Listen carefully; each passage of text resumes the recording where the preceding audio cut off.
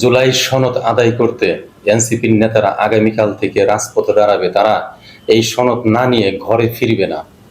কি আছে এই সনদের ভিতরে? কেন এই দীর্ঘদিনেও তারা সনদ পাচ্ছে না? তারা তো রক্ত দিচ্ছে, হাসিনার মতো স্বৈর শাসককে এখান থেকে তাড়াইছে, দেশবাসীকে উদ্ধার করছে, মুক্ত করছে। তাহলে একটা স্বীকৃতি, তারা যুদ্ধ করছে, এই যুদ্ধের একটা স্বীকৃতি কেন তারা পাবে না? সমস্যা আছে। শুধু সমস্যা না, এই সমস্যার ভিতরে সমাধানও আছে।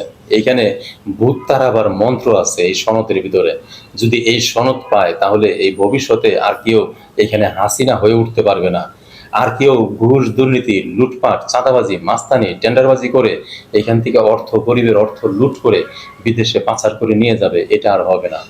চাঁদাবাজ মাস্তানেরা যারা লুটপাট করতে চায়, যারা এরপরে ক্ষমতায় যাওয়ার পরে তারা মাস্তানি করতে চায়, লুটপাট করে অর্থ নিয়ে বিদেশে পাড়ি জমাতে চায়, তারা এই সনদের বিপক্ষে দাঁড়াইছে। এই জন্য এই সনদ পাইতে দেরি হচ্ছে। কিন্তু এই ছেলেরা এই সনদ না নিয়ে ঘরে ফিরবে না।